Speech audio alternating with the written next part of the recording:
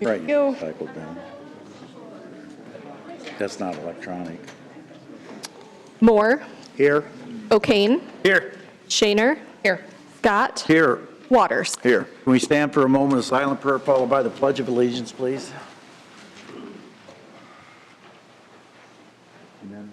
I pledge allegiance to the flag of the United States of America and to the republic for which it stands, one nation, under God, indivisible, with liberty and justice for all. We're going to start with some interviews today, but I just need to tell you we're adding Matt Hoffman to the Effective Fiscal Policy, Public Policy Committee. He was omitted on the agenda, but we'll get a chance to interview you today in a minute here. Historic Preservation Commission, Amy McFarland. Amy, come up and tell us why you want to continue to serve. And hi, everybody. Amy. I would love a continuance for a third term, mostly because the work that I started, we all started 6 years ago. We've come a long ways, and we've raised a lot of awareness. I oversee Historic Preservation Week for the city of Sioux City, and I would just like a couple more years to get it to where we still have some vision that we haven't been able to bring it to fruition. are there other people? I didn't look. Are there any? I mean, I don't think this is a full board to begin with, right? It is if you give me the continuance. It could be. That's a good point. But there's no other application. Correct. Correct. Okay, Yep. that's what I'm trying to clarify. Oh, I see, yeah. Yeah. Questions? Thank you for your good work. Thanks, Dan. Yep, Yeah. you've been a good member. Well, we're really trying to raise awareness, especially to younger people, older people. And we've started the coloring and essay contests in the schools, and that's had a huge impact because you give kids awards and the parents come. And we're just growing that a little bit more as well. Thank you. Okay, Other questions? Thank you. Thank you. Thank you. Exciting times. Thanks. Thank you very much. Museum Board of Trustees, Stacy Alex. I don't Stacy see her. I don't see her. Okay, well then we're going to go to Matt Hoffman. Tell us a little bit about yourself. But, well, let's get wired up first. It could be news live. That's right. I don't know if we should let an investigative reporter on this board, but go ahead and tell us why you want to serve. Hi, I'm Matt from KTIV, but this is private citizen me. I look just the same. Yeah. Talked to several of you before. I've been in Sioux City for about a year now, and so I want to get more deeply involved, and I think this is a good way to do it with a committee dedicated to specific issues, so it's not sprawling and we stay out of any conflicts or anything like that, and so really appreciate your consideration. Questions? And this isn't an effort to mine for stories or anything like that? It is not an effort to mine for stories. Believe me, I got a whole list already ready to go that I need to Yeah, go through right. before we get into No anything doubt, else. buddy. Well, you'll probably want to stick around because I'm sure Channel 9 will probably want to interview for it. I know. No doubt. All right, thanks for applying. Thanks, Matt. All right, we're going to go to the consent agenda today. That's items 3 through 13H. Consider them to pass unanimously. If you want to speak on an item, please come up as I read it. If you want to speak on an item not under the agenda, please come up under citizen concerns. Remember to always state your name and address as you come forward. 3 is a reading of the, I'll move that. Second. Sorry. 3 is a reading of the City Council minutes of December 12, 2022. 4 is the Mayor's Youth Commission presentation for their 2022 accomplishments. Floor is yours. My name is Mary Koster. I'm the Youth Services Director for Siouxland Cares, and I work with the Sioux City Mayor's Youth Commission and the Sioux City Young Ambassadors. Today, we are, some of the Executive Council members are here to talk to you about the 2022 accomplishments through the end of November. And I do want to highlight the fact that through November 22nd, this group of kids and young ambassadors contributed 3,082 volunteer hours to our community. Now, they are here to tell you more about what we've done. Hello, my name is Kayla Jobber, and I'm a senior at Bishop Heelan High School, and I serve as mayor of the Sioux City Mayor's Youth Commission. And today, we members of the Executive Council would like to present MYC's 2022 accomplishments. So first, I would like to start out with MYC's mission. Our mission of the Mayor's Youth Commission is to explore, communicate, and provide for the needs, problems, issues, and activities affecting the city's youth. Hello, my name is Jackson Wagner, and I'm a senior at North High School. The MYC goals are for youth to make a positive impact in their community and to feel valued, to encourage youth to develop into their full potential, to hold leadership sessions for youth to increase their knowledge and skills, and to participate in community service and activities, and to have the youth feel that they have made a positive contribution to their society. The requirements for members of the Sioux City Mayor's Youth Commission are that they earn 10 points each calendar year. 1 point is equivalent to 2 hours of volunteer work. They must also follow the good conduct policy and earn 5 of their points by May 31st.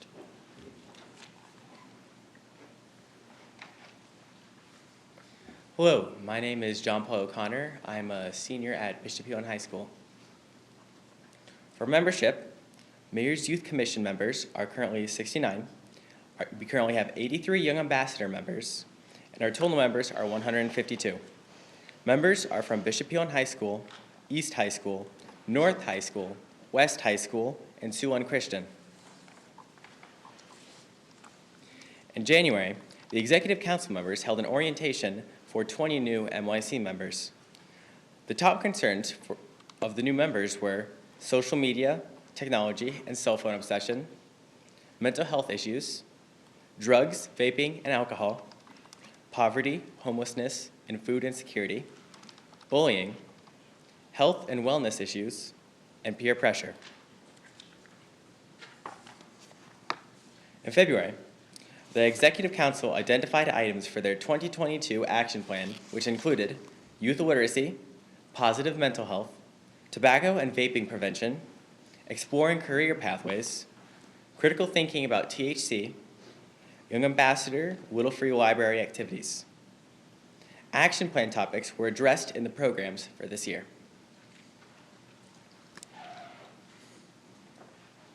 Hello, my name is Hannah Kaler, and I'm a junior at Sioux Christian School. In 2022, members contributed 3,082 volunteer hours to our community. NYC members volunteered at 62 different activities.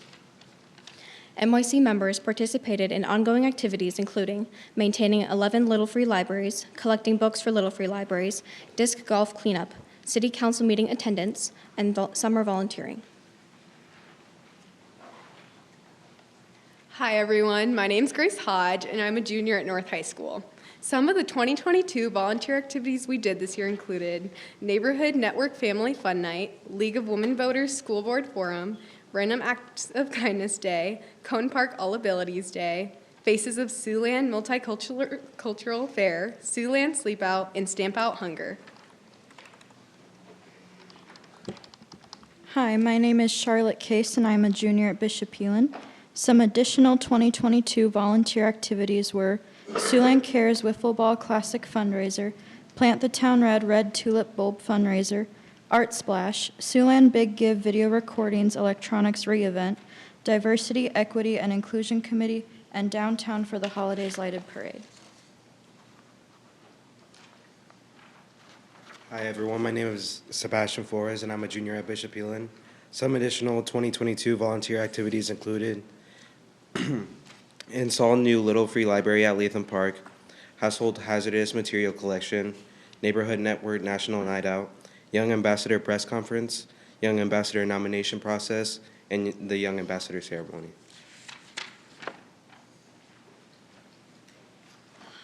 Hello, I'm Adelaide Gossaway. I'm a junior at North High School. I almost said middle school. What I'm supposed to be talking about today is the 2022 NYC Executive Council. There are currently 19 members of the Sioux City Mayor's Youth Commission Executive Council. These members have served 1 year on the Youth Commission or were previously a Young Ambassador. They completed an application and interviewed for the position. The 2022 Executive Council members are the Mayor, Kayla Jobber, which goes to Bishop Heelan High School. The Mayor Pro Tem, which is Aylin Nelson, also goes to Bishop Heelan High School. The Administrative Services Director, which is Jackson Wagner, and they go to North High School. The Finance Director, which is Michael Glover, which is the Bishop, goes to Bishop Heelan High School. Legal Director, which is Grace Hodge, and goes to North High School.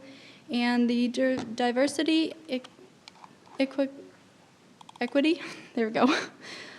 Inclusion Directors, which is Grace Nelson, and goes to Bishop Heelan High School.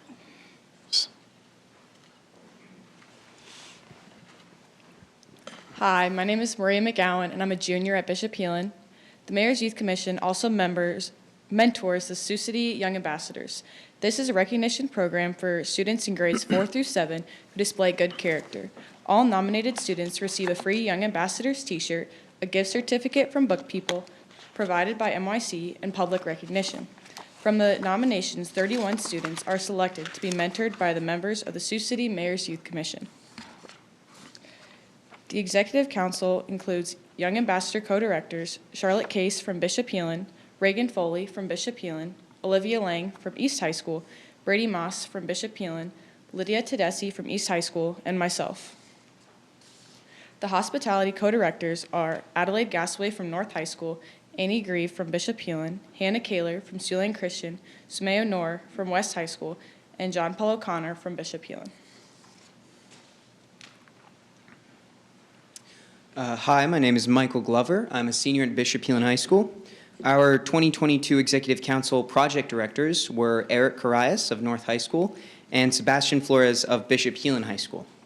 Our 2022 adult advisors were Anais Adam of Siouxland District Health, Sergeant Jin Cunningham, Sioux City Police Department Liaison, Linda Ellis of Rosecrans Jackson Centers, Torrin Kelly, Siouxland Cares Outreach and Data Assistant, Mary Coaster, our Siouxland Cares Youth Services Coordinator, Rachel Lundgren, Siouxland Cares Executive Director, and Miyuki Nelson, our parent volunteer. Hi, it's Kayla again, and so on behalf of Mayor's Youth Commission, we would like to give you a big thank you for your support of our organization and for giving us the opportunity to serve our community. And we invite you to attend and participate in any of our meetings and activities. So now we're happy to answer your questions. I do have a couple of comments to make, if I may, Mayor. Okay. Yes, you can. Hey, you all did a great job, and as far as I'm concerned, you're all rock stars in the community.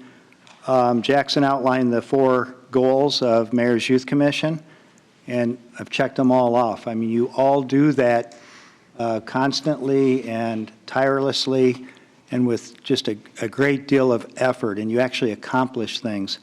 The other thing I wanted to point out is your fundraisers. Those are not only lots of fun, but they raise funds for good causes. And I really appreciate what the youth have done in this community.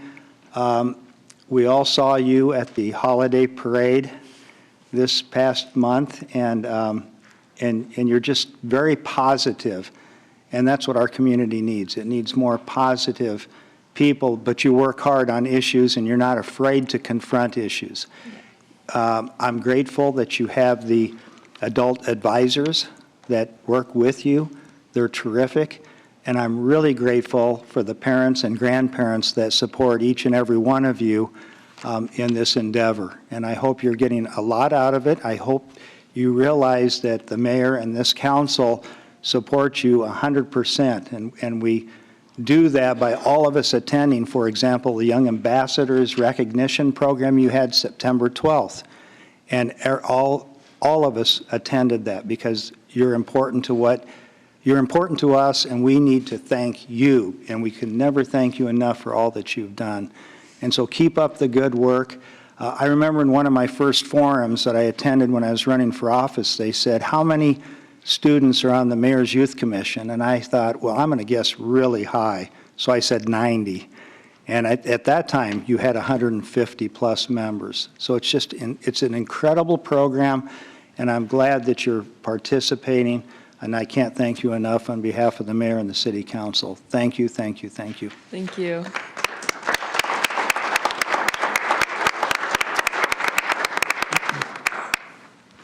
Anyone else have anything to say? I know Mr. Moore summed it up, but thank you for all that you do. It's amazing to me when I see those volunteer hours every year, and to think that you do it with very little recognition. So my challenge to the news media this year is that maybe you guys ought to do a positive story on the good things that these young people are doing to make our community better. And I'm sure Mary Coaster would be glad to line that up. So thank you. Mary, do you have anything else? I certainly do. All right. First of all, I would like to let you know that the Mayor's Youth Commission has a new liaison at the Sioux City PD. Since Captain Marty Riley retired, we are now led by Captain Mark Kirkpatrick. So we're pleased to work with him. Right now, I want to talk about the new members that have sent in applications for Mayor's Youth Commission. We have 30 applicants, which is a great number. We love to have a surge of those kids come in. I am proud to say that we have students from all of the schools in Sioux City. And this is our first student from the Vibe Academy that has applied to be on our council. And our ethnicity is quite vast, and we're very proud of that too. So you have a list of the 30 students that we would like you to approve to be members of the Mayor's Youth Commission from January 1st of 2023 through December 31st of their senior year. Do you want me to do that now or before we administer, or how do you want to do it? You may do that now, and then I would like you to... Okay. Number 5 is a resolution appointing new members to the Mayor's Youth Commission. That'll automatically pass because it's on the consent agenda, so we don't have to vote for that. Thank you. Now, I will turn the podium over to Mayor Scott, who will administer the oath of office to our new mayor and our co-mayors pro tem. Okay. Grace Hodge, meet me up here, please. Should I stand? Come on up here, wherever you want. Okay, stand right next to you. Oh, she's... All right, raise your right hand. Okay. Grace Hodge, do you solemnly swear that you will faithfully and impartially, to the best of your ability, execute the position of the office of mayor of the Sioux City Mayor's Youth Commission during the year 2023, and to the best of your ability, uphold, promote, and support the ideas, activities, and the mission of the Sioux City Mayor's Youth Commission by serving as a positive role model, leader, and voice for MYC? I do. Congratulations.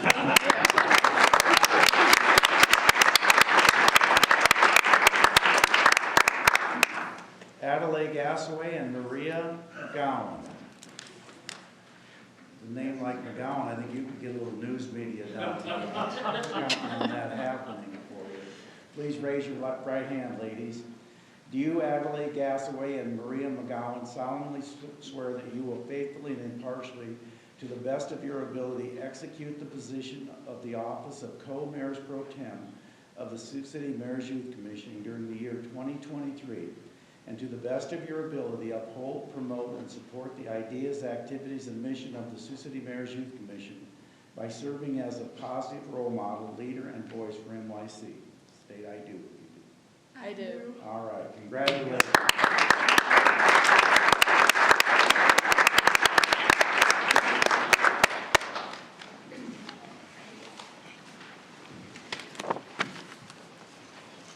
Thank you and best of luck, and I can tell you this is one of the meetings the council looks most forward to, so best of wishes to everybody. 6 is a resolution amending the position classification manual by adopting the updated job description for motor coach operator position. Items 7A through E are motions accepting the annual reports for the Active Transportation Advisory Committee, Historic Preservation Commission, Inclusive Sioux City Advisory Committee, Parks and Recs Advisory Board, and the Senior Advisory Committee. 8 are actions relating to grants and funding. A is a resolution accepting the offer of the city bridge funding from the DOT for the West Street Bridge Replacement Project. B is a resolution accepting a gift from MERD Discretionary Gifts Program for the playground equipment at Hubbard Park. Is that going in the outfield? Where are we putting that, Matt? I should have asked. Outfield. Yeah, okay. I don't think I'm really on their board. I kind of help them, but I don't think am I on their board? They always invite me to board meetings, but I don't vote, so. Is it by the shed? Is it going out by the shed? It's out further than that, not up on the hill. It's down below. There's a nice pad down there where there was playground equipment a long time ago. Kind of refreshing that area. Mm-hmm. Cool. They keep it down below, Alex answered. It serves more of that neighborhood. I thought so. And there's like that parking lot area down there, Right. or a place for parking. 9 are actions adopting construction documents. A is a resolution adopting plans and specs for the LaPlante Avenue Water Main Replacement Project. B is a resolution adopting plans and specs for the Elk Creek Road Construction Project. 10 are actions relating to agreements and contracts. A is a resolution authorizing a sidewalk construction and maintenance agreement and easement agreement with the BNSF Railroad Company for the West 19th Street sidewalk reconstruction. I don't understand how you do these when the work's already done, but B is a resolution authorizing a sidewalk construction and maintenance agreement and easement agreement with the BNSF Railway Company for the Military Road sidewalk reconstruction.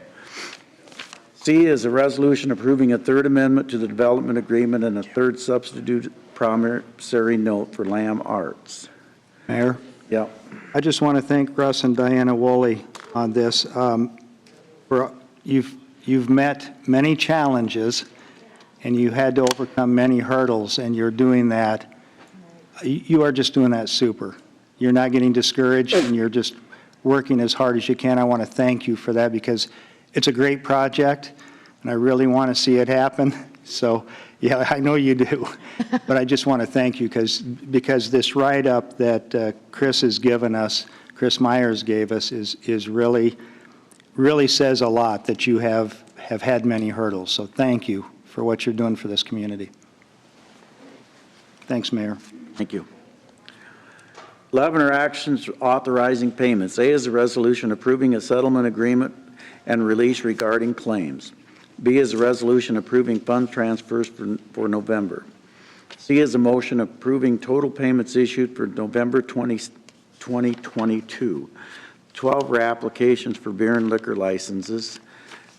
13 are boards, commission, and committee minutes. See the list, come forward if you have any questions. Anyone to be heard on any of those items? Seeing none, we can vote.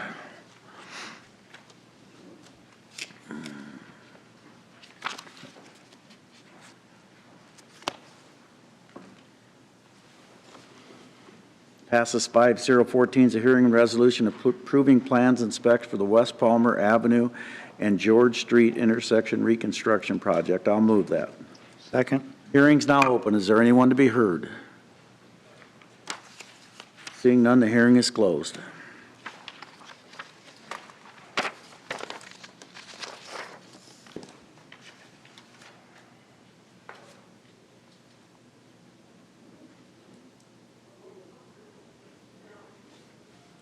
Passes 5-0. 15 is a hearing and resolution approving a proposal to sell part of the vacated alley abutting 400 Wabash Street. The petitioner is David Leone. I'll move that. Second. The hearing's now open. Is there anyone to be heard? Seeing none, the hearing is closed.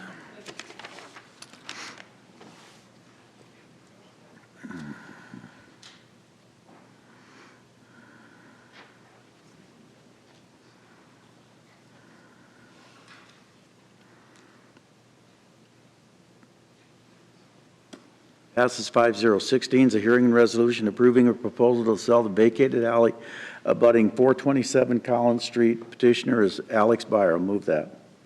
Second. The public hearing is now open. Anyone to be heard? Seeing none, the hearing is closed.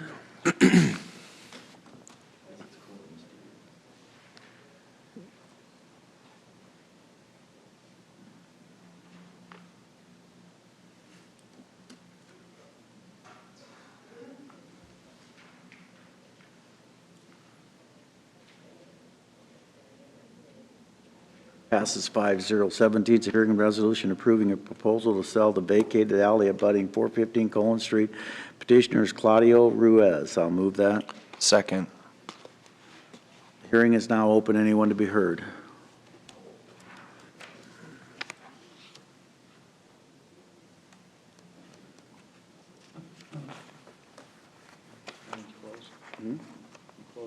The hearing is closed, yes. Yep. Passes 5-0. 18 is a resolution, hearing and resolution announcing the intent to accept the proposal of Westside Little League for the lease of Riverside Recreational Sports Complex and scheduling a hearing deferred from December 5th, 2022. Someone want to make a motion on that? Well, the staff's requesting us to delete the item, correct, Matt? Matt Salvatore, Parks and Recreation Director. Bob Padmore and I met with representatives from both the Westside Little League and the Hesse Foundation on December 14th, and we came up with a compromise. So if we move forward with the compromise, the motion would be to delete the item and then come back with rental agreements. Is that right, Nicole? That's correct. So if we delete the item as opposed to amend the item? It's two different actions. This is for a proposed lease. The arrangement or the temporary agreement that's been reached is that it would be a term for less than a year, which would fall under the city manager's authority to approve a rental agreement. Instead of scheduling it for a public hearing, the process would be different. So if a rental agreement was approved, the city manager could either do that directly or a rental agreement could be placed on the council agenda without a hearing. Scroll down because I didn't read that way.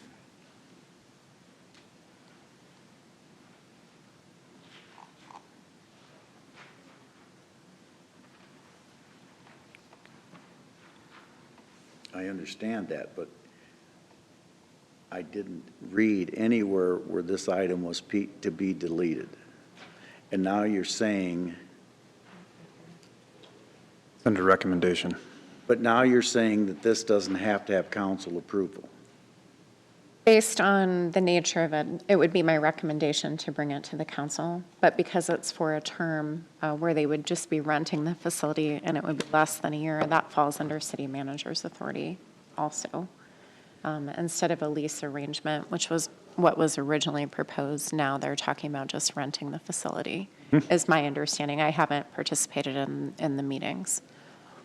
And my understanding as well is the direction if we would move forward with leasing to Westside or to the Hesse Foundation, we would still delete the item. If it was a lease, you'd have to have it scheduled for hearing. A lease requires a hearing timeframe, but a rental agreement does not. But we still would delete this item today, either way.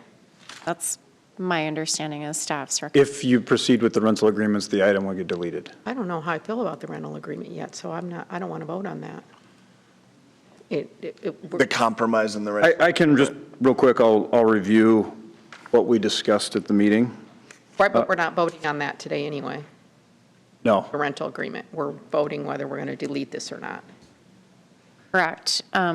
If it wasn't deleted, the action item is to announce the intent to proceed with the Westside Little League. But it also just sets the hearing date then? Correct. Yes. Correct. So there's no voting on the actual lease today? But it would be announcing the intent to choose an entity to proceed forward with an agreement with the city. I think we have. But we need a motion one way or another before we open. Well, I'll move we delete. Delete? Is there a second? Well, I think in I'll second. Okay, there's a motion and second to delete. Anyone want to be heard?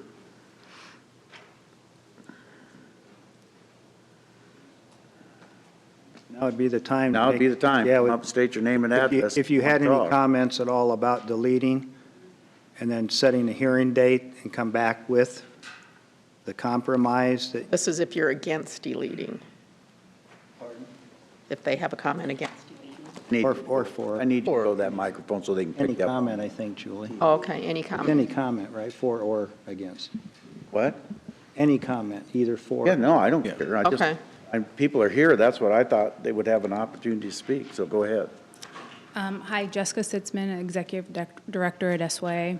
I think I need to maybe shed some light on some clarity as far as just kind of how this all kind of came about. And first of all, I apologize because this should never have been this going back and forth. And it wasn't about that, it's about the kids. But SYA has been around for over 40 years. And it's something that we've really took a lot of pride in. And it's something that we've been able to grow in partnership with all of Siouxland. And those are the things that we really want to focus on is that, we've been able to have Dakota Valley come in, Akron, SBL, and then some of our local organizations with Future Stars and Siouxland Fast Pitch and things like that. We've been able to give an opportunity for the girls, here in Siouxland, and it's been something that's been, I think, a great opportunity for them. We've tried to learn and grow every year. How do we want to change it? What do we want to do? So after this year, I formed a committee, and I had a representative from every committee that we met in July, and kind of informed them of what my intentions kind of were. But I reached out to the Hesse Foundation because I have seen what they have done to this community. They have been able to give our kids and our families this opportunity that is unbelievable. And again, to have a couple guys locally reinvest back in our community is something that I just, I don't know, I'm very proud of that, and so what we've tried to do out at Riverside, 15 acres of land, we've tried to make that as best as we possibly could. And so we had partnered with the Hesse Foundation for volleyball in 2019, and that program has grown exponentially, and it's benefited everybody. And again, now instead of traveling, everyone's coming to Sioux City, and I love it because the competition is good. So my vision was softball, let's do this. And so that was the premise behind all of that, and I think that they've done some really good stuff. I would love if you have questions for me, because there's just a lot going on, and. But, my thought is, there's some good that will come out of this because they're both great entities. Westside Little League has a lot to offer, as does Hesse Foundation. And I thought if they could work together, as they have agreed to do, at least in the preliminary outline, all the details, still have to come from reviewing the lease, as Councilmember Shaner brought up. She wants to actually see the lease before she votes on it. But they both have come to the table. Westside Little League, they're starting some great programs. They're going to need some time to build those. They'll grow because they're all dedicated to the youth, to your point, and they want what's best for the youth. And so I think it's a win-win situation. I really do. And maybe that's what you were saying to us, but sometimes you just have to clear the air on some misunderstandings or issues that are important to Westside Little League. For example, since I played in Little League, and I don't have any grandchildren or children that are involved in the Hesse Foundation or Westside Little League. My grandsons have been playing at Headed Little League, Headed Park. But Westside Little League they're so dedicated and have passion, as does the Hesse Foundation, that sometimes that passion, you want to have passion for the youth and youth sports. Sometimes that passion can overflow sometimes. It does to all of us. And so, but I think we're on the right path, unless I hear something different from either side. But I think we're on a really good path for this community and for the youth. But I appreciate your comments. Thank you. And to speak to about Westside Connection and those guys, we had partnered with them for volleyball, and it's been a great partnership. And, and when that grew, those were just things that we had to change and do some things with, but that committee that we had formed involved Westside. I mean, SYA was strong because of them as well, Yes. and they were part of that. I appreciate your comments. Thank you. Thank you. Jessica, Okay. two things. Number one, I don't think we had you say your address at the very beginning, and we need that for the record, if you don't mind. Sorry, 1098 Paxama Court. And the only other thing that I would just mention is I appreciate your dedication to this program for so many years, for a number of decades. I think you and your family have done incredible work in that regard, and it's a testament to the growth that you've experienced that we're hoping to build upon this in the future. And so I think that's exciting, and I appreciate your dedication to the community and look forward to hopefully growing the program. Thank you.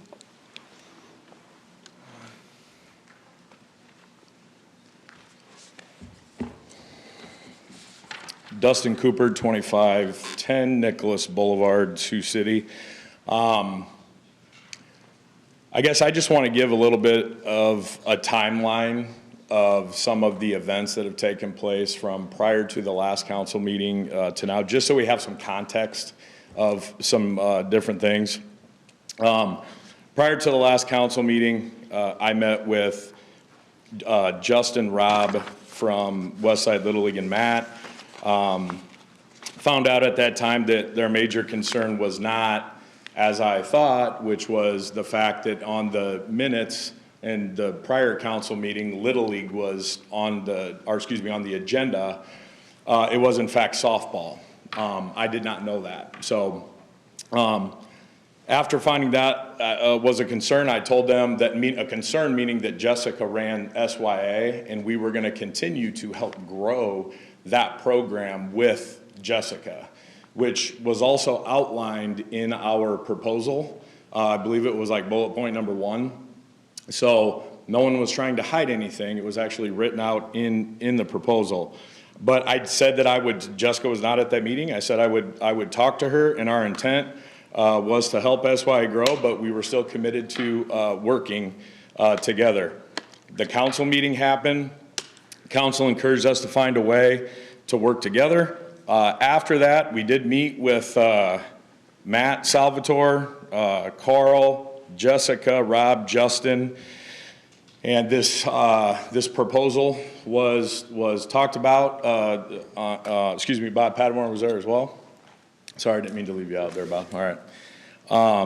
And we had an agreement. On Thursday of that week, I was at the Tyson Event Center setting up for a very successful event that took place. And I got a call from an associate that Rob was waiting at the arena to talk to me. So Rob and I had a very cordial conversation. And he asked if they conceded and gave us the lease if we were willing to eliminate SYA, to which we respectfully said, no, we are not willing to do that. We are still willing to work with Westside Little League on softball. Let me be clear, on softball. No time, no place have we ever told Westside Little League that they cannot run softball. That's all good. I am a proponent and an advocate of multiple opportunities and programs for kids in our community. I am not an advocate of eliminating a positive, long-time successful, tradition-rich program that has 520 girls in it. I'm not an advocate of that. So that is where I stand. Where I thought it was is we were trying to decide an entity to take and manage 6 fields. What it ended up being was a discussion about programming. And that is probably where my frustration came from, is that it went from fields to eliminating programming, et cetera, et cetera. But I just want to go on the record as saying in front of everybody, we are open to multiple programs. I think that in our community, there needs to be multiple programs for kids to have multiple opportunities to succeed. Little League softball being one of those. I'm not a proponent of eliminating a program. Have you wrap it up? That's all I had. Thanks. Yep. Questions for Dustin? Anyone else? Yeah. Yep, John's coming. Oh,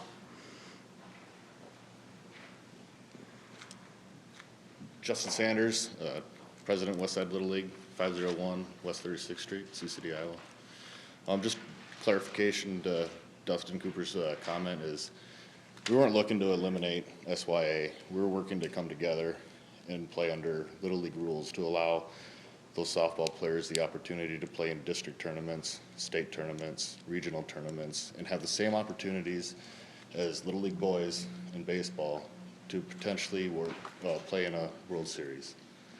That was the intent of that conversation and trying to see how we could work that out.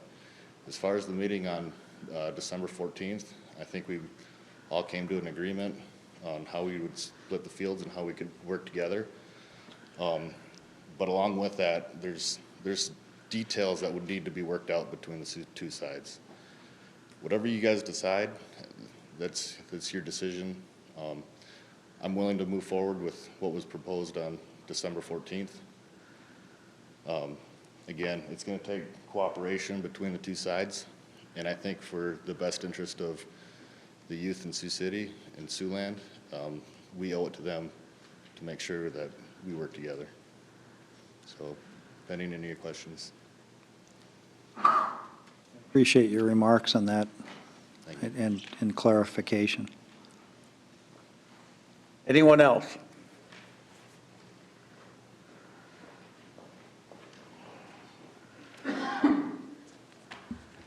Good evening. My name is John Cornelson, resident at 645 East Pinehurst Trail, Dakota Dunes, South Dakota. You can bring the mic up if you want. Yeah. Sorry.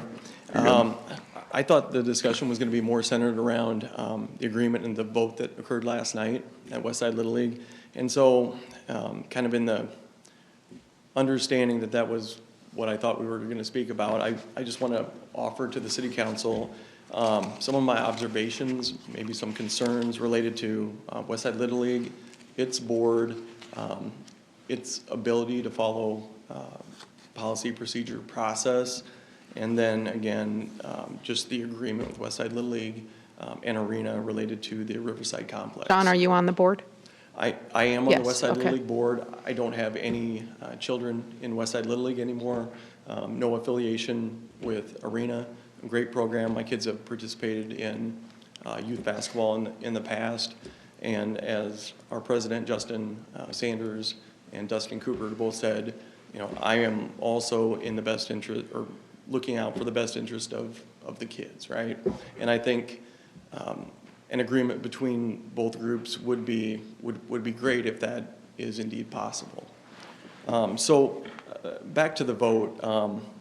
I had an original concern related to the overall makeup of Westside Little League's board and who were the voting members. I had questioned whether or not this board was, the board structure was properly established. And to determine that, you need to go back to the Westside Little League Constitution. So in an effort to try to determine who had that, and emails were sent, and nobody had record of it. Paper, copy, email, et cetera. So our vice president reached out to a gentleman by the name of Sioux, the regional director in Indiana, requested a copy of the Little League Constitution. To his and my surprise, the Constitution was from 1995, 27 years old, and hadn't been updated since then. The issue is that Constitution needs to be reviewed and approved every 5 years, and that needs to be completed prior to, in that 5th year, that season starting, right? So understanding that the Constitution was out of date, and reading through, you know, some of the processes that we needed to go through, it's my opinion that we didn't follow proper procedure in voting in certain members, right? And so that was my overall concern, was allowing everybody that was attending the Westside Little League board meeting to vote. I felt like our board structure wasn't properly established, and because of the fact that there was no resolution on that issue at the vote last night, 5 individuals on the board abstained, including myself. And so my opinion would be that Westside Little League needs to review the Constitution, make the appropriate revisions. If there's any sort of conflict, then you move back to Little League International to help either resolve or kind of make the decision for you. So that's, one issue. Did the vote that I'm going happened to need last? you to wrap it up because we're limiting people Okay. to 3 minutes. Sure. The other concern that I had related to just our overall financial well-being and whether or not Westside can afford to meet the agreement. We have issues related to financial transparency, I'll say. I am a financial expert, and simply put, not having a budget doesn't give me confidence that we can make this work. There are a few other issues, but that's the summation. Thank you. Questions? Anyone else?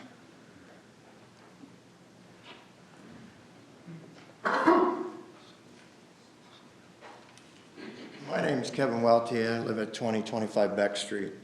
I've been at the SYA fields, or I call them SYA fields, Riverside fields, since my daughter was 10 years old. She's 21.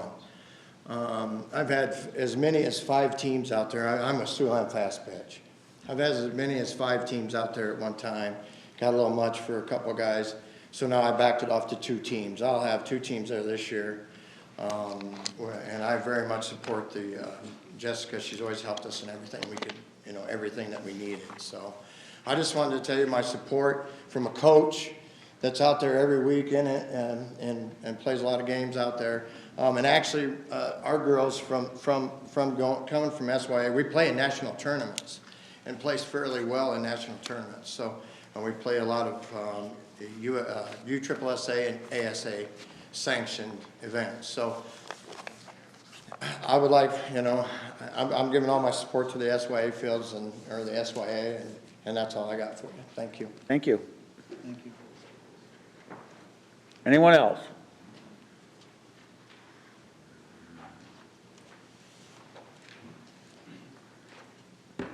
I just need to state for the record that John Cornelison, until the last 2 board meetings, has been present for 1 board meeting in the last 6 months. So you can take his comments as they are.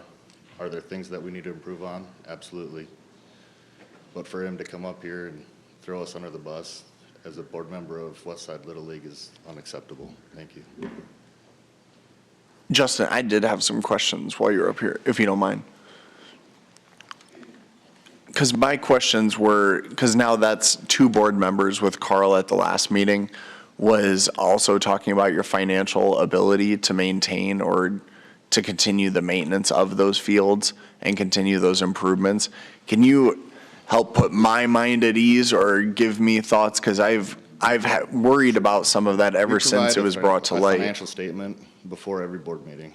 So if there was any questions, he could have gone through his minutes and the financial statement that was provided every month prior to that. I don't think that's answering his question. He wants to know, do you have the resources to not only continue to maintain what you have, but to take on 3 additional fields? Absolutely. And well, that's fine. I'll make a comment when I get ready to make comments. The second question or part that I had a question was what Carl brought up at the last meeting, because again, we didn't really discuss that then. We were hoping to come up to an agreement or something like that. Was Carl brought up other fields that you all have had access to throughout the last few years or the ability to expand? He is not. And so I just wanted to ask the question. So my question was just wondering if you were looking to expand your programming or offer additional options, are you at capacity? Were you needing more then? Because I think now Westside Little League manages or oversees 9 fields, and then this would be an additional 3.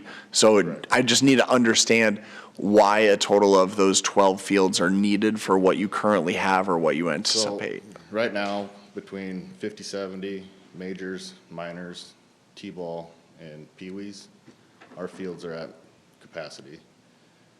Bringing on softball, we need more space to allow the softball teams to have access to the proper amount of fields for practice and games.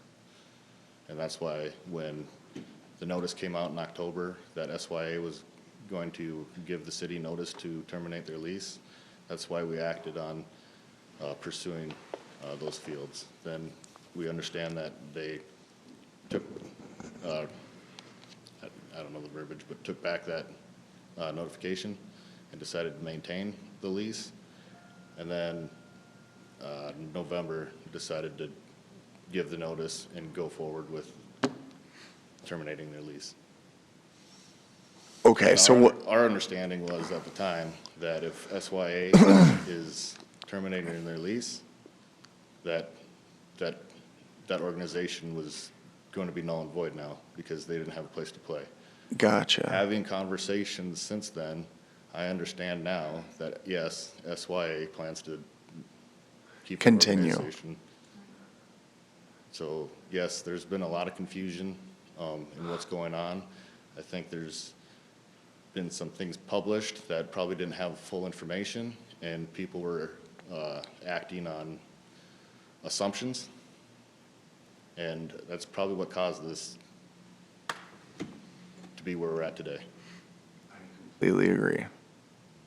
Well, can I ask, if SYA's been leasing the fields, where are they to go if they don't have the fields anymore? The current agreement is that we'd split. Right. SYA. I don't know. I don't have an answer for that. Okay. For your program, so if SYA were to continue, because then if I'm understanding correctly, you don't have any softball teams currently, right? Currently, no. Because you thought that SYA was disbanding and then they would be able to come over and go under that umbrella. Our registration doesn't start till January 1st. Yeah, that makes sense. My question, I guess, would be, and back to the original question, was if you had 3 additional fields that were offered to you, I think they were in North Sioux City or DV, if I'm remembering correctly. Do you need 3 additional fields, or do you have enough to grow a program? Or like, what's the number that you think you I guess need? to give you an honest answer, the honest answer is I don't know, because I don't know what our numbers look like. Correct, that makes sense. Again, if that could work, that's something that we would look at. Absolutely, we'd look at utilizing DV fields if we had to. So, again, whether you select West Side or the Hess Foundation to maintain the lease and operate these fields,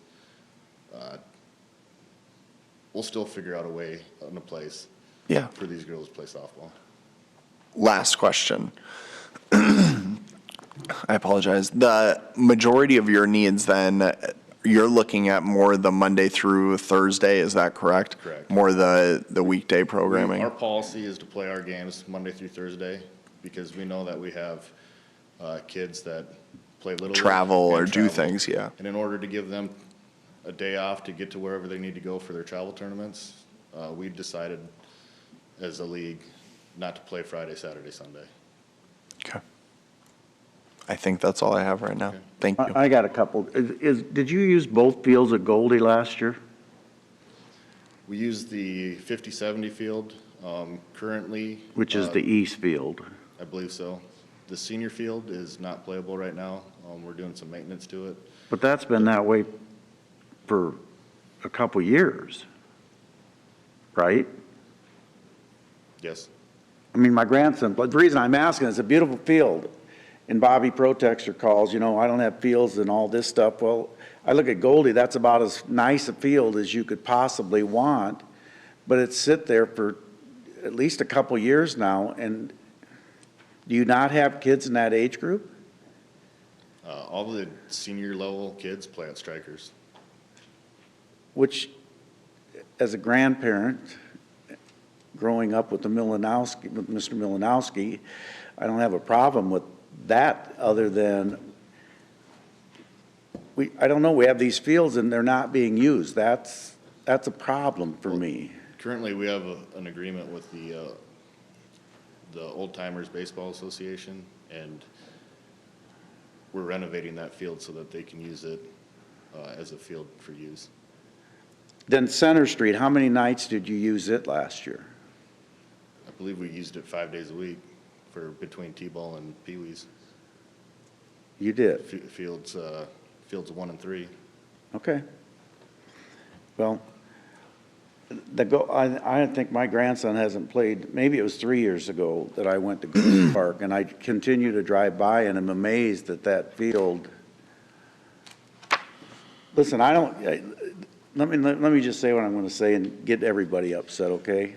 Because a whole lot of this is about ego, not about kids. That really bothers the heck out of me. I'm all about putting kids on baseball fields. Here's a guy that's done a great job, and I'm not always, he will tell you I'm critical but here's a guy that if he wanted to influence the decision, what would he have done? He would have sat on the committee and he would have picked the guys that he's being accused of helping here. I find that totally unfair. I find it totally unfair that you've got people saying, I'm trying to give up Center Street Park. Read my comments. I have them printed for any of you that want them. I said, if you're not going to use it, I want baseball fields. There's nobody that at budget time that you can ask these council members that sticks up trying to get more money for your complexes. And it bothers me when some of the things that have been said over baseball fields and what's happened here is unacceptable to me. I just don't understand how it got to this point, guys. I'm really struggling where boards are divided and that kind of stuff. I just don't get that. I agree. And now I've said it, and now I've made people angry, but I'm telling you, what I heard about Matt Salvatore is unacceptable at either side. And we're here today. I'll tell you why we're here, because of me. And you guys don't even know this, but the way you guys were going to try to come back in, I called Dusty on the phone. I was going to Des Moines, and I said, you made a decision, right or wrong, and you started the process, and we ought to fulfill that process. And I thank you for doing what you did, but it's because I believe in process. I believe that once you have something that's started, we should continue that process.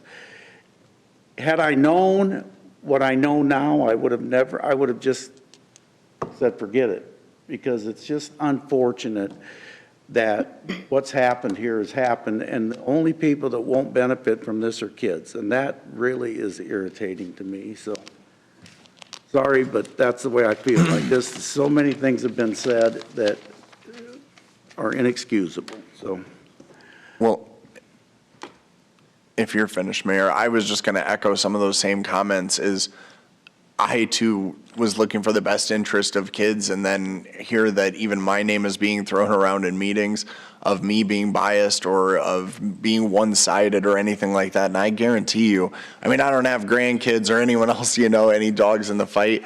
And I only know Dustin more than I know you because he serves on a couple different boards in our community. And so I interact with him. I got to wear as many be as unbiased as I possibly can with all kinds of decisions, but it is a small town and people talk and we hear what gets said at meetings. We hear how they go. You know how that is. And so it was really disappointing to me because I thought there was an opportunity to work together and to come together that would be something better for everyone. I'm not sure this agreement is that. But I understand and I appreciate people coming together. I mean, and the last thing that I would just echo or say that the mayor brought up was Dustin actually called me immediately after he talked to the mayor. And he said, this is something that I'm concerned about. And he said, what I foresee happening from Dustin's mouth was Westside and I are going to butt heads and that it's going to be an us versus them. And he said, that's the last thing that I want. And as the mayor said, unfortunately, then here we are today. We had a compromise on principle. So I see the two working together. Dustin, correct me if I'm wrong on that, but I see the two working together. We have it in principle. We still need to do the lease. I mean, the devil's in the details. It always is. But we have a compromise in principle that they will work together. Well, and I just wanted to add that Justin and I did have a good conversation, and we were able to sit down and talk about some things, and I posed it to him to take to his board and just kind of see the options of us working together and things like that. And again, the reason why I reached out to the Hesse Foundation is I needed help. I needed help running those fields. Our program continues to grow. Because of some false narrative, I've had to do some backtracking and figure out what happened. And unfortunately, when people thought SYA was going away, I had to clarify, because that was never said. It was never meant to be or anything else like that. But it was taken out of context, and our program will continue to grow. We had 53 teams last year. 5 of them included Westside. And each year we have added 3 to 5 teams. And we need 6 fields. We use them all. I mean, that's just kind of where it is. That was going to be my question, if you want to experience more growth beyond your Absolutely. 500-plus Absolutely. players, how is 3 fields going to be enough? Yeah, we will definitely need all 6, and we'll try to help utilize, like at Dakota Valley or Sargent, we'll help utilize everywhere, But that is where that program is growing, and it's continuing to grow. And I think with the help with the Hesse Foundation and what they can do, the limits are endless. I mean, I think it's going to be a really good thing. You guys planning on using the Miracle Fields for your program? I believe so. So that'll give you Implemented. 5 fields? Yep. That might speak to that. Justin Howell. Dustin Cooper again. Yeah, so as Jessica just alluded to, with the amount of team, I am not a financial budget expert, but I am a scheduling expert. And with the amount of teams that SYA currently has, we will need all 6 fields. Additionally, we will be using Shields Field at the Miracle League as well. Part of our programming, we're looking to integrate SYA and with some other programs for people with disabilities. With that being said, it is our intent to start the process of trying to possibly build an additional field out there as well, because that's what I do. I try to see growth 3 to 5 years from now. Knowing what I know about basketball and volleyball and the other sports, dance that we have done, we need the space, and that is a great problem to have. For the longest time. I won't give you the soapbox about how I grew up here and there was, limited opportunities. Now there's all kinds of opportunities, and it's an awesome thing. And we as a community need to ride that wave. There is positive momentum for youth sports right now, and we need to stop the fighting. We need to stop the negativity. And honestly, the last 3 days, I haven't even had time to think about it because we're doing other things. This is supposed to be a positive thing. It is supposed to be about the kids. Multiple opportunities is a good thing. But to echo what Jessica just said, there's no way 52 teams are playing on 3 fields. That's just not going to, there's no, even if we use Shields Field, 4 fields, it's not happening. We will have to go multiple, I don't know what we'll do. We'll figure it out, but questions for me before I go sit back down? I do have a question. Because the finances of the Little League were brought up, financial soundness, to experience this growth, to take over these fields, it's a lot of maintenance, it's a lot of mowing and, everything that it takes. Yep. Are you guys prepared? Are you financially sound to be able to afford that? Yes, ma'am. So the first plan would be to hire a full-time groundskeeper, which needs to happen out there. 6 fields is a monument, 3 fields is a monumental task to maintain. And I commend Jessica. I mean, she was pulling miracles every single summer out there. Secondly, yes, the Hesse Foundation is, as I put in my proposal, is backed by multi-million-dollar multiple companies. Mr. Mike Hesse owns all of those companies, and he is not here tonight. He wanted to be, but he is traveling for business. But yes, we are financially sound. We are able to take care of those fields. We will take care of those fields, and we will invest in that area. Prepared to dedicate the money that it needs? Yes, ma'am. Dustin, I asked for Justin's need for programming and where he saw the majority of things.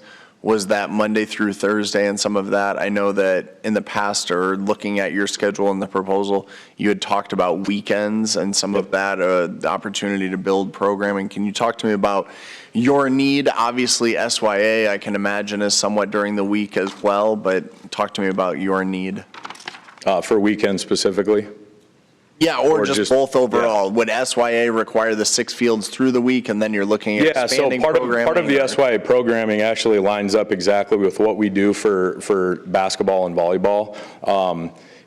Along with our leagues, we provide court space for practices, and that would be part of what we do provide on those 6, 7 with Shields Fields is not only the game nights to play games, but for the athletes to come and actually have practices at no additional charge other than their league fee, which I might note will not be going up. There will be no adjustment it will be whatever Jessica charged last year is what will be charged. The weekends, I'd like to sit here and tell you that we'll fill it every single weekend. What I can ask is that, just like I did in my proposal, we want to be judged by our actions. I thought when we built the arena, we would have 3 tournaments, huge tournaments every single year. Drive by there on a weekend. You can't, people are parking on the grass, and that is what the intent will be for this facility as well. And once again, I know and am confident that we can get that done in yet another area in the city. I don't know if that specifically answered your question, Alex, but. No, I think so. And then if you were to receive the lease or oversee the 6 fields, what is your ability to compromise with Little League should there be an opportunity for them to expand their softball programs? I think that, and we've said the entire time, I think multiple opportunities for girls softball is great. We would be willing to sit down and have the conversation based on need and numbers, provide them the fields that they need. Because they said their registration would open up or be open at least in January. Yeah, and if it were to open up and SYA went from 53 teams down to 26, and those girls went to and played Little League softball, then there would definitely be a compromise that would need to happen, and we are absolutely willing. And we're willing to have that written into our lease. I said that, I believe, in my proposal.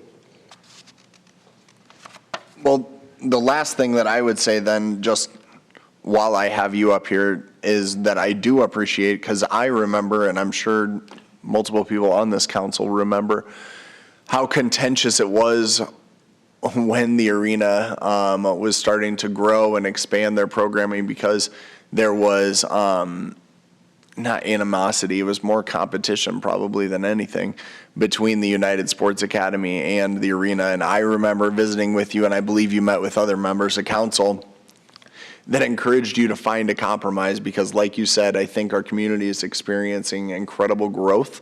It's exciting and encouraging, and I think Mr. McGowan in the back would agree that this has continued to spur business and families moving here, experiencing our community that maybe have never been here before. And I think that's really exciting. And what was encouraging to me was you took that direction to maybe you should compromise and work with the United Sports Academy to at least have some of those conversations, and gosh, then just expand bigger than you ever imagined. And it's been my experience that you at least put your money where your mouth was and went and visited with them and ultimately grew programs and tournaments that included both facilities. And we've done that, and since that, I believe it was Dan Moore and myself had a great conversation in which it was suggested that, maybe there was a conversation that was had, and I did. And we continue to set records every single weekend between the 2 facilities, including long lines as well in there, with the number of teams that we're able to bring into Sioux City. Additionally, I just want to say that, Mr. Mayor, I'm happy that you did bring up our conversation because I wasn't super happy after that conversation. However, I did have a conversation with Alex, and I hope that everybody sees now that he said that conversation happened, I tried to do the right thing. I took a step back, I looked at the situation, understood how that may be perceived, and wanted to make the right decision. And I thought that is what we were doing in this. And that's all I have to say about that. I didn't mean to call you up here, buddy, but. I was waiting patiently. Good afternoon. My name is Chris McGowan. I represent the Siouxland Chamber of Commerce. I serve as their president. Our address is 101 Pierce Street. I've been contacted by multiple parties about this situation. I have not engaged in this situation in the depth that all of you have. I know many of the players. I've been involved with many of the players that are involved in this. The Siouxland Chamber of Commerce would agree with the sentiments registered by many of the members of the City Council talking about the priority here needs to be our children. Our priority needs to be quality of life. It is a top priority not only for the Chamber but the Siouxland Initiative, especially in the wake of our workforce challenges. With that said, we have on many, many occasions over my 20 years with this organization served as a mediator to help resolve these kinds of situations, to try and find the win-win situation and mutual understanding. I was informed in the past week by some of the parties involved that an agreement had been achieved. I came this afternoon just to make sure that those things did in fact transpire. It seems that that information may be a little bit dated. 1 second, Chris. If you'd wait just 1 second, just so it's. Chris, you can actually okay. use the mics right over here. So just to complete the thought, my only offering is if the chamber can serve a role to support the council in trying to reach consensus on a win-win compromise of some kind, or to meet with the parties involved and to help provide information to the council that perhaps leads us to the situation that Alex described. Alex, you're absolutely right. There is an extremely contentious relationship between parties that are now working very, very well together for the benefit of our, not just Sioux City, but the entire tri-state community. Sports have taken on, youth sports have taken on a new perspective in our community. We're actually attracting visitors to tournaments, to events, which is incredibly positive for our motels, our restaurants, our retail outlets. We would, of course, love to see that continue, and any role that we can play, facilitating or otherwise, the Chamber stands prepared to assist if asked. We appreciate the offer. Matt Salvatore has really done a good job coming up with what has been called a cooperation agreement, and we have that in principle. So they've come a long way, Chris, and they've had that since December 14th and have voted on it, and that's what we're moving forward with. Isn't that correct, Matt Salvatore? Would you help me out here, please? I mean, there's nothing. One problem with that agreement, well, and it's going to be a problem, and you need to recognize problems before, if you can. The problem's going to be the weekend and having Matt be the guy that decides who gets to play. No matter what he doesn't win. I agree with that. That's the problem, and that's no disrespect meant for you. I don't want to put you in that situation because I've seen what's happened here. And I don't know what the solution is. Maybe one of you want to take that on, but I don't think it's fair if we do this agreement as it's written to have Matt be that guy, because the first time there's a conflict, it's going to be you favored them or you favored them, and I don't think that's fair to put you in that position. I don't know how you solve that problem, but I just don't see that as not being a problem down the road. On to the point raised by Bob Protexter, if it's not the Hesse Foundation, if it's not Westside Little League. Right. When do they ever get a piece of the pie? Any other organization? When do they get to play on the fields? Well, should they even, I disagree with Bob Protexter. If they're not willing to pay for Goldie Park, these guys money, why should they give Bob Protexter a field to use? They got to maintain the field. You know, why should these guys both give outside organizations fields when they're doing the maintenance? I don't think that's fair. Right, there's not a dollar amount on the lease, there's a maintenance clause, and that costs money. Right, and it costs money to maintain these fields, and if every outside group wants to use them, it's a hardship for these guys. Don't have any money in the bank, and I don't know, Jessica, when you ran it, you didn't have any money in the bank. You scrimped and saved, and then for us to say, well, we'll just let anybody go in there on the weekends, makes no sense to me. And I want the fields used, but I don't want it used at the detriment of these two organizations. Or of Matt. Well, Matt, you sat in those. I mean, I think scheduling, as Dustin's pointed out, scheduling is extremely important.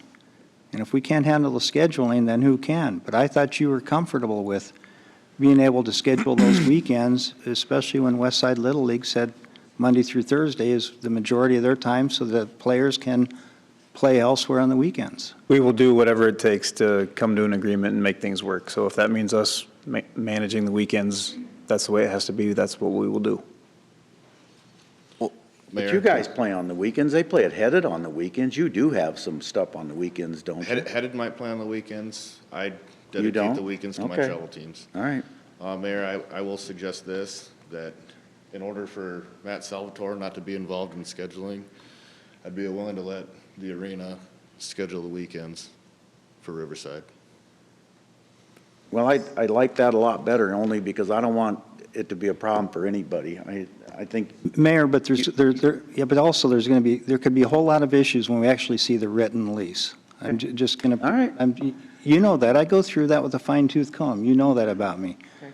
But you've raised a good point. I'm sorry I interrupted you. No, but go ahead. But they have cooperated.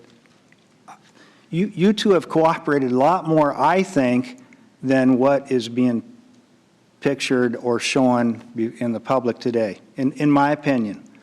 And you're going to have, I mean, families cooperate, but sometimes you have those disagreements and have those discussions. And you have both superb people that know how to talk with each other and have disagreements. And we haven't even talked about the written lease, Dustin and Justin.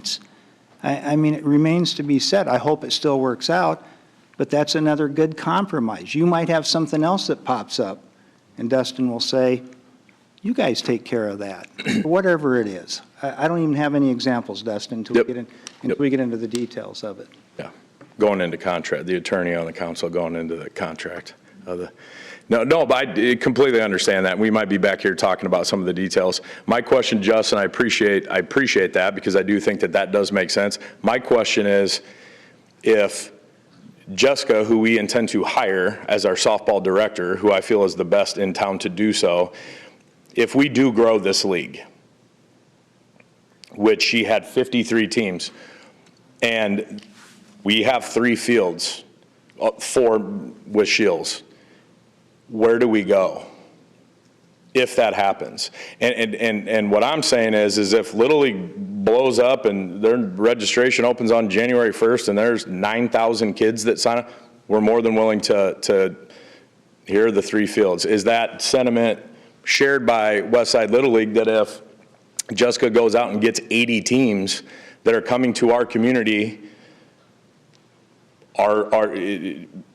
will we be allowed to use all 6 fields if they are not being used? We tie a rental agreement to however their sign-up process goes? I think we're getting so into the weeds. It's a 1-year lease. No, that's understandable. I was But their- corrected their on that. sign- I thought we were looking at 3 Sign-up years. starts in It's a 1-year January, lease. right? If you're successful and you get a large number of participants to sign up early on, could we not tie a rental agreement to that? How well that works out? And then if it turns out that they end up needing 4 fields and you all realize that you would only be utilizing 2, then they would take on the added responsibility of maintaining the extra field. And that's, if I can just jump in before you speak, I mean, that's kind of where I'm at, gentlemen, is just that I think from my perspective, splitting the fields in half and just saying 3 to you, 3 to them is missing the bigger picture. You know, it's just saying, fine, we're just going to split it and each take your part and go home. You know, whereas I would rather, in the spirit of compromise, I mean, they do have 50 teams that are already participating, and we're not sure where you will go. And that's where I'm really leaning on their ability to compromise and say, if you have a real need, that we want them to work with you to be able to expand and grow and have that competition. Especially worrisome to me was when Carl said in the last meeting that you had other fields that you can play on. You know, that you've been offered to be able to play and grow that softball program. And so if you have the availability and open to those other fields, and Dustin's here saying, well, we want to continue SYA with 50 teams already in previous years and having it been growing, why wouldn't we give them the 6 fields to manage, and then allow them that if there is a reduction in their signups, or if you have expanding growth and you have need, that give them direction that over this next year, they better be willing to work with you because we're going to be back here in a year. And if they say, gosh, we opened it up on January 1st, we had 25 teams signed up, I went to Dustin and said, where are you at? And they were down to 40 teams, but they still wouldn't give us any fields. That's going to look pretty poorly on them, and I'm not going to want to give them an extension of any kind of lease. You know what I mean? And then the other thing that's in the back of my mind is if we split the orange and we just give you 3 and give them 3, the concern I have is of maintenance. And it's not even saying that you wouldn't scratch together the resources, because one thing that I've learned about you gentlemen is that you are resourceful. You are going to go out. You are going to hustle. You are going to volunteer to be able to get these things done. But what I'm thinking is you have an entity here that's saying, look, I am willing to maintain all of the fields. I am willing to hire a director to make sure that we manage programming so that we have things on the weekend, which you, I think, graciously said, look, we don't want weekend programming. But they would have someone that's going to be able to manage some of those timelines and maintain all of the fields, and then allow you to play your programming perhaps free of charge, which I think was in their agreement, original agreement.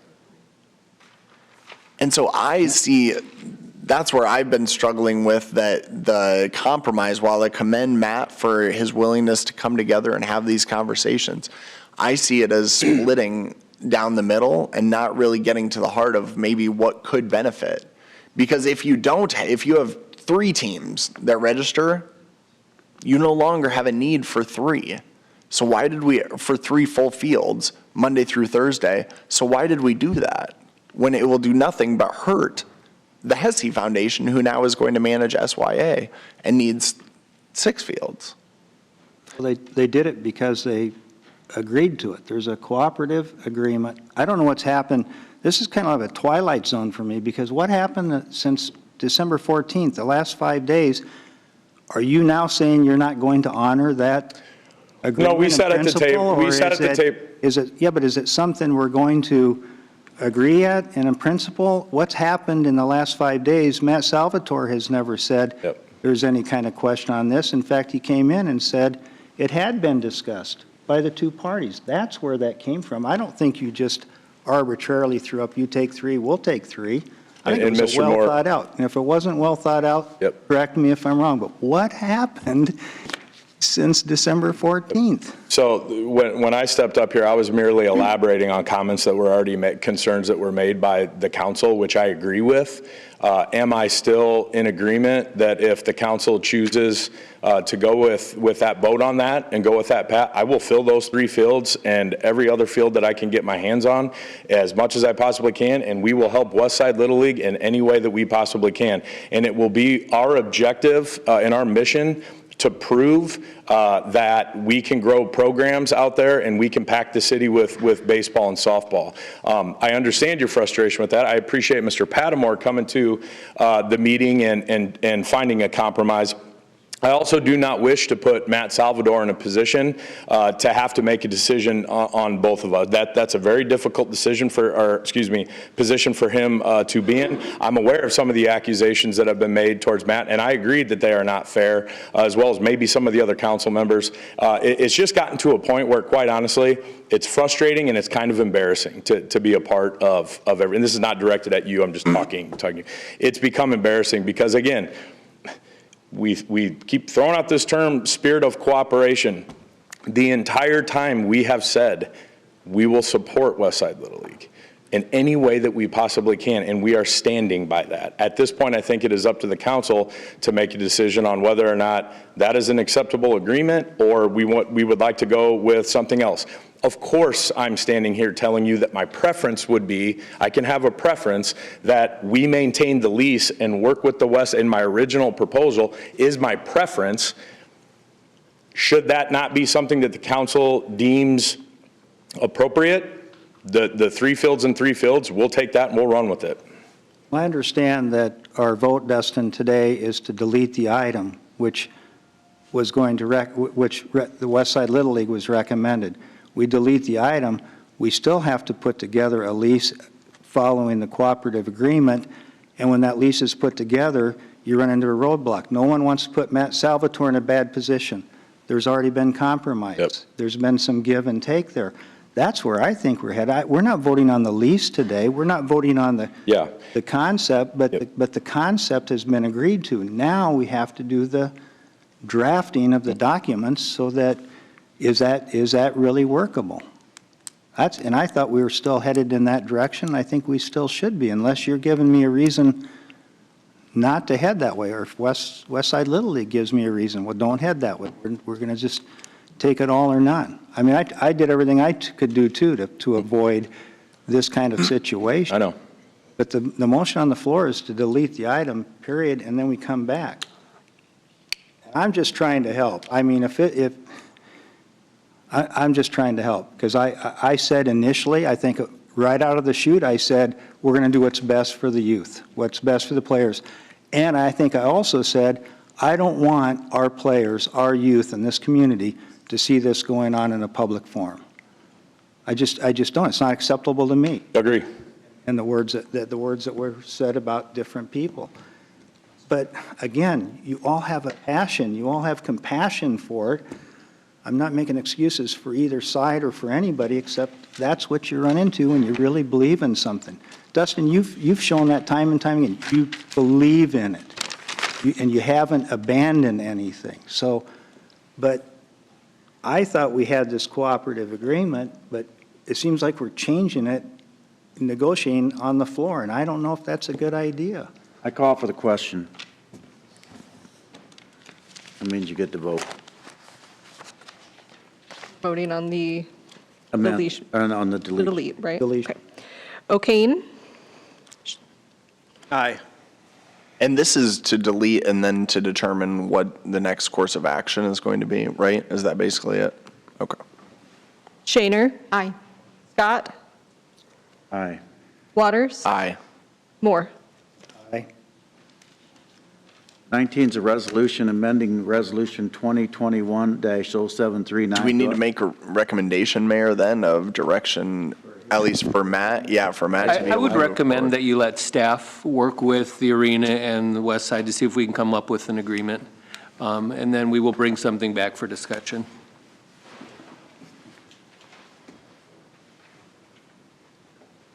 Well, Justin and Dustin, I just want to thank you for your remarks today.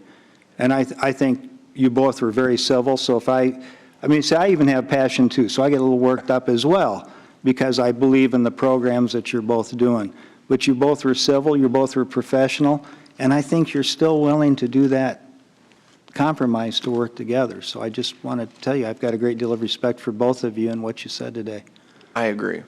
And I think too, Justin, I mean, even the recognition of that you're not going to need them on the weekend, so why mess with some of that and stuff like that too? I really appreciate that, and I think, as I said before, I think there's a win-win compromise. I just want to make sure that from my perspective, I don't see how 3 and 3 is going to benefit. I just, at least at this time, without knowing where the numbers will be, if that makes sense. So I appreciate that, and I hope the conversation goes well, or Mr. Padmore seems optimistic, so. What time? 6:30. Oh. Thank you. Did we take the vote on all that? Yes.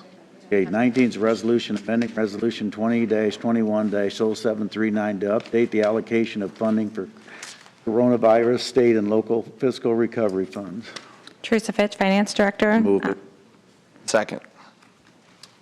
Teresa, do you have a paper copy of the updated list? I could not make it out in the homework I packet. noticed that in the agenda. It actually is similar to the memo that you received. Okay. You received a memo on November 18th. There was one additional change to that.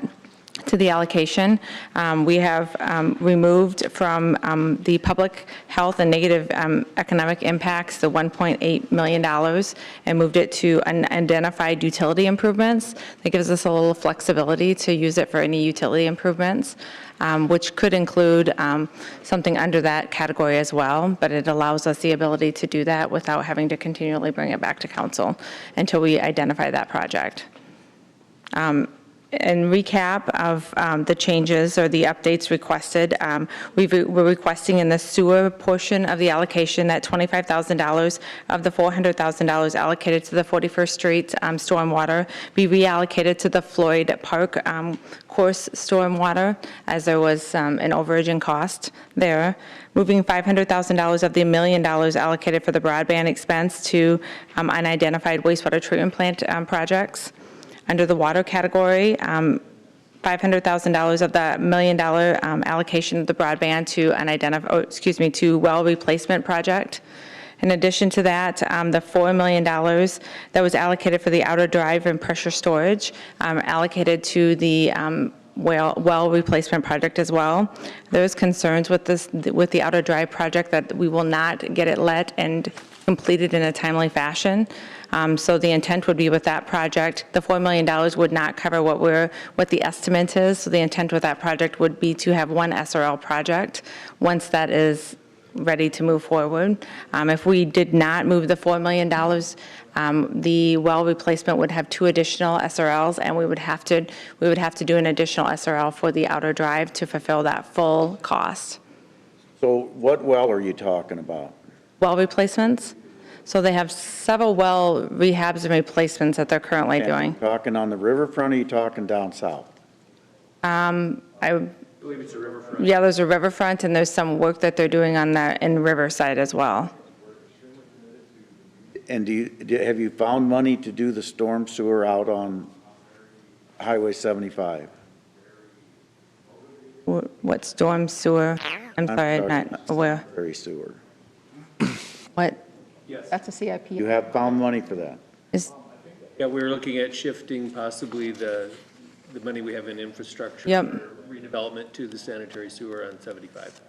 That $1.8 million, that's why we've moved it to the unidentified. It gives us a little flexibility to utilize it if needed. But that doesn't get us over the 3 million.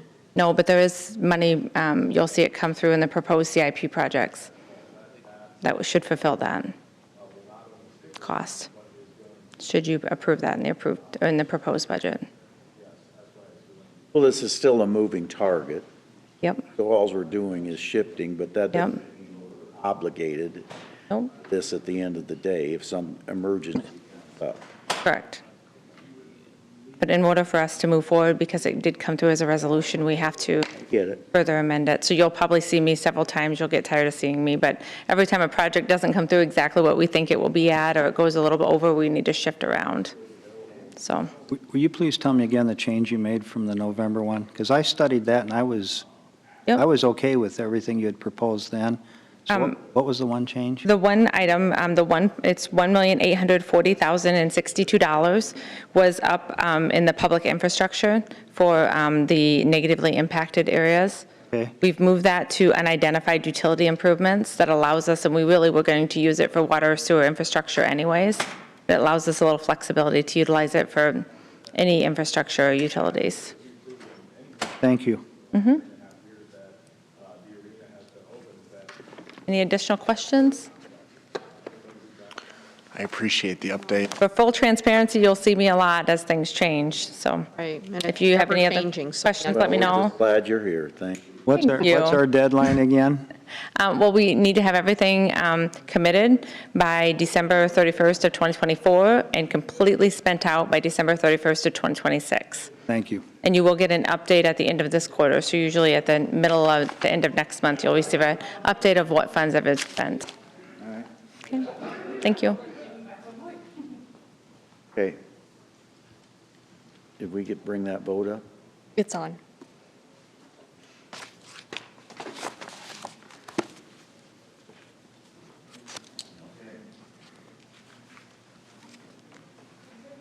Passes 5-0. Mr. O'Kane. So this is our last meeting before January. I just wanted to bring up that January is National Human Trafficking Prevention Month, and I would invite any area businesses to light up in blue in recognition. Other than that, I just hope everybody gets some time away from work and is able to spend time with their family on the holidays. Matthew, just a quick question, or to Bob Padmore. That's what you brought up about human trafficking. We usually do a resolution, don't we? Yeah, I'll follow up to make sure. Because when's our first meeting? January 9th. I omitted citizen concerns. Are there any citizens that would like to be heard before we close the meeting? Okay, now Julie. Oh, here comes one. Oh, You all know me. It's not a citizen concern, it's more of a thank you. I know you guys talked a lot about the animal control. name and address, please. Oh, I'm Sam. I work at City Hall, 405 6th Street, if that's okay. But I really enjoyed the animal control that you guys picked. They're really great. I had a Rottweiler come into my yard and almost come into my home, and they came in 2 minutes and got that Rottweiler out of my house. So thank you for picking a responsible folks to do that, because that was really nerve-wracking. So I think Teresa took the brunt of that. So thanks, Teresa, too. So, yeah, and happy Great. holidays. That's all. Thank Thanks. It's not really concerns, but thought I'd say it publicly. There you go. Now Julie. Well, not to pick at a scab, but someone may be disappointed in this decision that we make for the fields. I'm not sure how it's going to pan out. I had questions today only because I wasn't in the meetings where they decided to split it 50-50, 3 and 3 fields. So that's why I brought it up. They may have agreed to it, but council as a whole hasn't had an opportunity to discuss that or to, share our feelings or really to know in depth what they talked about. Other than that, happy holidays, Merry Christmas, Happy Hanukkah, ever which way your family celebrates. I hope everyone has a safe and healthy holiday. Great. The only thing that I would say is, in addition to, I hope everyone enjoys the holiday, whatever they're celebrating, and gets to spend time with those they care about. I would also just ask and remind people to stay safe. We are going to be entering in, we basically are already there, a serious time, a cold snap, where if you are outside or you have pets outside or anything like that, hypothermia can kind of kick in really, really quickly, and you might not understand what is happening or how quick it can happen. But I would just encourage you to be safe, keep your pets safe, look out for your neighbors, keep in mind your pipes. My parents had a pipe freeze over the weekend, so tis the season. So just make sure that you're aware of those things and help out where you can. Yeah. I'll be thinking of all of you, and please stay safe. Did we get our presents on the way out? Yeah, exactly right. Yeah, I think they're somewhere in there. Yeah, exactly. Check. I usually check before the meeting. Right? Yeah, exactly. Santa Claus has his bag on the back. Well, as we wrap up 2022, I sincerely appreciate the council and the mayor and our staff. Last week, we attended the 4 new fire engines that they displayed for the public.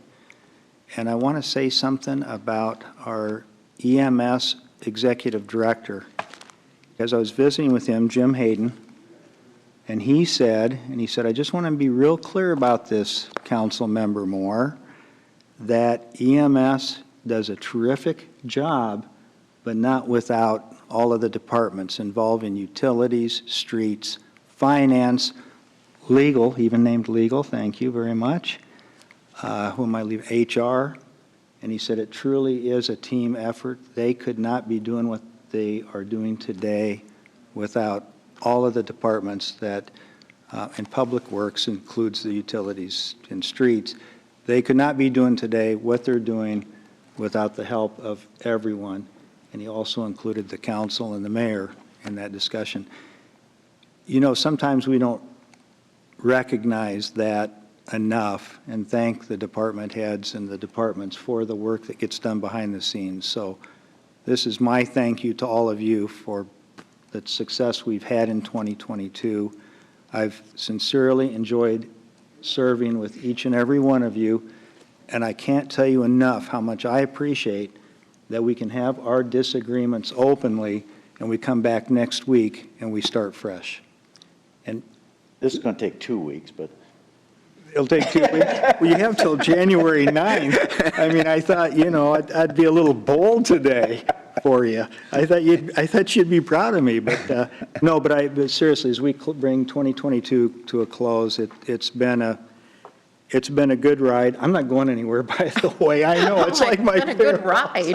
What's going on? No, it's Riding good, off but it's into been the a good ride, and I sunset look now. forward to serving in 2023. Coming I think back after the we end have of the year, so- aren't you? We have so many, no, Julie, I'm okay. I really am, probably just, yeah.